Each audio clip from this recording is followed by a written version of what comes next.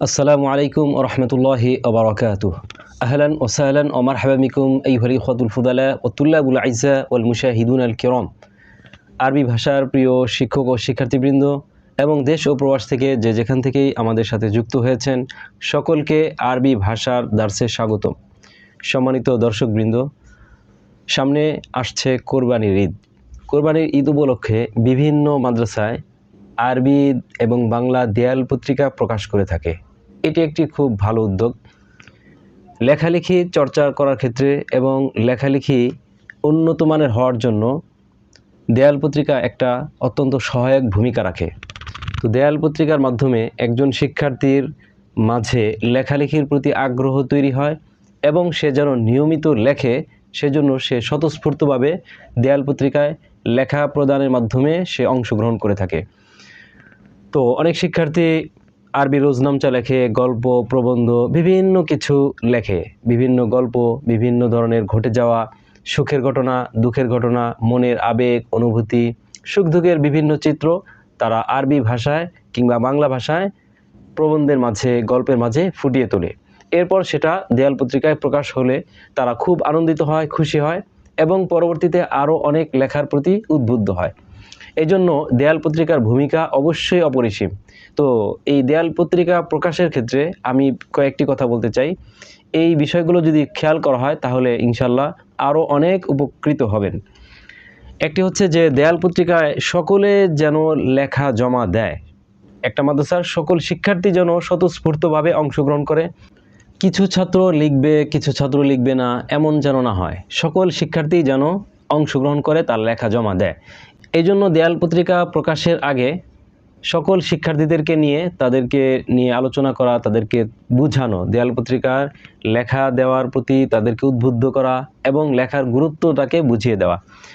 আরও ভালো হবে যদি কোনো উস্তাদ সকল শিক্ষার্থীদেরকে কিভাবে রোজনামচা লিখতে হয়, কিভাবে মাকালা লিখতে হয়, আরবিতে কিভাবে কোনো একটা মনের ভাব প্রকাশ করতে হয়, সেটা যদি বোর্ডের মধ্যে লিখে বিষয়টিকে বুঝিয়ে দিতেন ভালোভাবে, এবং ব্যাপারটি যে খুবই সহজ লেখা, এই জিনিসগুলো যদি শিক্ষার্থীদেরকে একটু বুঝিয়ে দেওয়া হয় তাহলে শিক্ষার্থীরা আরও বেশি উদ্বুদ্ধ হবে, আগ্রহ হবে।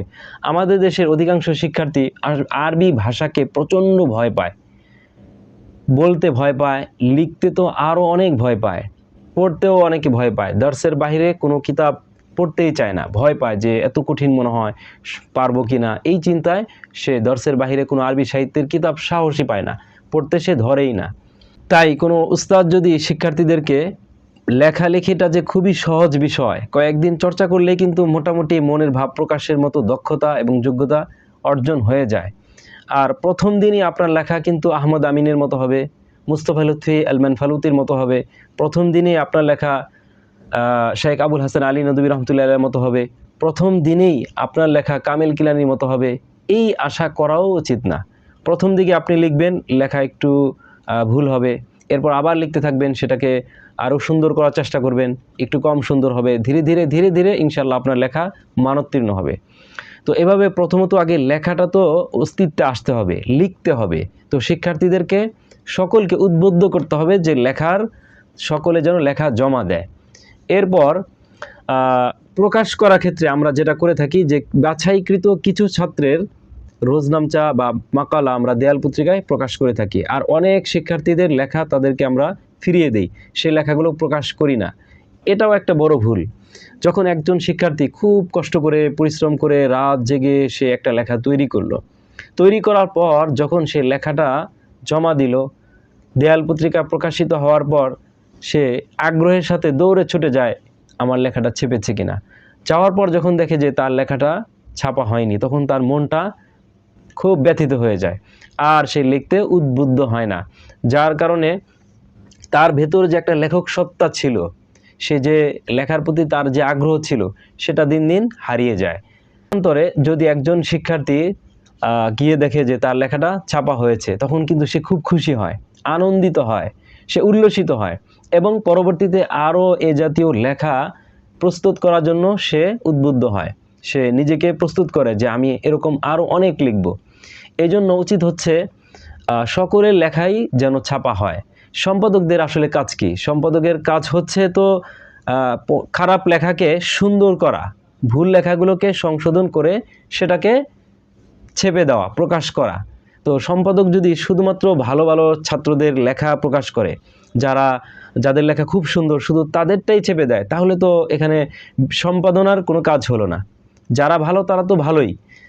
সফল সম্পাদক তো সেই যে একজন অযোগ্য শিক্ষার্থীকে, দুর্বল শিক্ষার্থীকে লেখক হিসেবে পরিণত করতে পারলো। যার ভেতরে লেখার কোনো আগ্রহ নেই, তার ভেতরে লেখার প্রতি আগ্রহ তৈরি করতে পারলো, সে হচ্ছে প্রকৃত সফল ব্যক্তি, সফল সম্পাদক। এজন্য আমি বলবো যে প্রত্যেক শিক্ষার্থীর লেখা যেন ছাপা হয়। বলতে পারেন যে তাহলে তো অনেক জায়গা দরকার এবং বিশাল আয়োজন দরকার, অনেকগুলো দেয়াল পত্রিকা দরকার। হ্যাঁ, অসুবিধা কোথায়? বছরে শুধুমাত্র 1-2টা দেয়াল পত্রিকা করার দ্বারা তেমন কোনো ফায়দা হয় না। শিক্ষার্থীদের উদ্দেশ্য হচ্ছে শিক্ষার্থীর ভেতরে লেখনী শক্তি তৈরি করা, তারা লেখার প্রতি আগ্রহী হবে, উদ্বুদ্ধ হবে, উৎসাহিত হবে, তারা লিখতে থাকবে, এটাই তো মূল উদ্দেশ্য। তো এই জন্য প্রচুর পরিমাণ দেয়াল পত্রিকা হতে তো কোনো সমস্যা নেই। শুধুমাত্র দেয়ালে সুন্দর করে 1টা বা 2টা ছাপা, এটা তো যথেষ্ট নয় এবং কাম্য নয়। বরং পুরো মাদ্রাসায় দেয়ালে দেয়ালে চতুর্দিকে দেয়াল পত্রিকা থাকা চাই, সকল শিক্ষার্থী স্বতঃস্ফূর্তভাবে অংশগ্রহণ করা চাই। আর আরেকটি বিষয় হচ্ছে, দেয়াল পত্রিকা প্রকাশ করার ক্ষেত্রে একদল শিক্ষার্থীকে দেখা যায় যে তারা এটাকে সুন্দর করার জন্য সারা রাত জাগে, এরপর সেটাকে বিভিন্ন ধরনের কালার করে, তারপর বিভিন্ন ছবি, যেই শিরোনামের অধীনে লেখাটি আছে ওই লেখার সাথে শিরোনামের সাথে মিল রেখে বিভিন্ন ছবি তৈরি করে ইত্যাদি। এটাকে গোছানোর জন্য, সাজানোর জন্য অনেক সময় নষ্ট করে। দেখা যায় প্রায় অনেক জায়গায় 1 মাসের মতো একদল শিক্ষার্থী এই দেয়াল পত্রিকার পেছনে তারা সময় ব্যয় করে, মূল পড়াশোনাও বাদ দিয়ে দেয়। ক্লাসে অনেকে অংশগ্রহণ করে না, বা ক্লাসে অংশগ্রহণ করলেও তারা কিন্তু দার্সের সবকগুলো শিখতে পারে না। এটা কিন্তু চরম একটি ভুল। আসল কাজ হচ্ছে ইলমি ইস্তেদাদ, কিতাবের পড়াশোনা, দার্সের যেই পড়াশোনা, ক্লাসের পড়াশোনা হচ্ছে সবার আগে। এগুলো ঠিক রেখে এরপরে কিছু লেখালেখি দেয়াল পত্রিকা প্রকাশ করা যেতে পারে। তো সেক্ষেত্রে অবশ্যই আমরা যারা উস্তাদ আছি শিক্ষার্থীদেরকে একটা টাইম আমরা ঠিক করে দিব যে এই টাইম থেকে এই টাইম পর্যন্ত শুধুমাত্র দেয়াল পত্রিকার কাজ করা হবে। সারাদিন যেন কাজ না হয়, সারা রাত করার দরকার নেই। 2 ঘন্টা বা 1 ঘন্টা, বিকেলবেলা আসর থেকে মাগরিব পর্যন্ত একটা টাইম, আবার রাত 10টা থেকে 11টা পর্যন্ত 1 ঘন্টা। এভাবে যদি নিয়মিত কাজ করা যায় তাহলেই কিন্তু এনাফ, যথেষ্ট। সারাদিন সময় নষ্ট করতে হবে, রাত জাগতে হবে, এটা কিন্তু শিক্ষার্থীকে আরও তার ইলমি ইস্তেদাদ থেকে, পড়ালেখা থেকে আরও পিছিয়ে নিয়ে যায়। এই শিক্ষার্থী কিন্তু একসময় অযোগ্য হয়ে যায়, দুর্বল হয়ে যায়। তারা ক্লাসে অংশগ্রহণ না করার কারণে তাদের মূল ইস্তেদাদ তৈরি হয় না, যার কারণে শিক্ষার্থী হয়তো ভালো অঙ্কন শিল্পী হয়, সে ভালো আঁকতে পারে, সে ভালো লিখতে পারে, সুন্দর করে খত্তে রুকায় লিখতে পারে, আঁকতে পারে, সেটাকে বিভিন্ন খুব সাজাতে পারে, বিভিন্ন রং কালার করতে পারে, কিন্তু তার কিন্তু কিতাবি ইস্তেদাদ অর্জন হয় না। আমাদের মূল উদ্দেশ্য তো কিতাবি ইস্তেদাদ অর্জন করা। তো এই জন্য শিক্ষার্থীদেরকে এই বিষয়ে খুব খেয়াল করতে হবে। আরেকটি বিষয় হচ্ছে যে দেয়াল পত্রিকা শুধুমাত্র বছরে 1-2টা স্বাভাবিকভাবে করে থাকে, যে কুরবানি ঈদের আগে একটা, আর বাৎসরিক যে প্রতিযোগিতা হয়ে থাকে বার্ষিক প্রতিযোগিতার আগে প্রকাশ করে থাকে। এই 2টাই কিন্তু যথেষ্ট নয়, বরং প্রতি মাসেই দেয়াল পত্রিকা প্রকাশ করা চাই। কিভাবে? অনেক আয়োজন করে না, অনেক কালার করতে হবে, ডিজাইন করতে হবে, সুন্দর করতে হবে, ছবি অঙ্কন করতে হবে, এইসবের কোনো প্রয়োজন নেই। বরং একজন শিক্ষার্থী প্রথমত সেটা সে খাতার মধ্যে লিখবে, লেখার পর সেটাকে সে নিজে সম্পাদনা করবে, সম্পাদনা করার পর A4 সাইজে স্কেল করে সুন্দরভাবে সেটা নিজেই উঠাবে, বা তার হাতের লেখা সুন্দর না হলে যার হাতের লেখা সুন্দর তাকে দিয়ে স্বাভাবিক কলম দিয়ে সে লিখবে। শুধুমাত্র শিরোনামটা রঙিন কালি দিয়ে লেখা যেতে পারে, আর তার নিচে নাম থাকবে, শ্রেণী থাকবে, ব্যাস এতটুকুই যথেষ্ট। এজন্য আমি আমার শিক্ষার্থীদের ক্ষেত্রে আমাদের জামিয়া থেকে এমনটাই করে থাকি।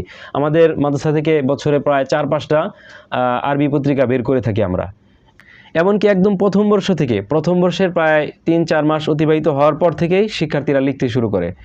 আর একটি জামাত থেকে আমি ঠিক করে দেই যে এক ক্লাসে 10 জনের একটা গ্রুপ করে দেই, 10 জন, তো 10 জনের লেখা একটা দেয়াল পত্রিকা হয়ে যায়। তো প্রত্যেক ক্লাস থেকে দেখা যায় যে 5-6টা করে দেয়াল পত্রিকা বের হচ্ছে পুরো মাদ্রাসায়।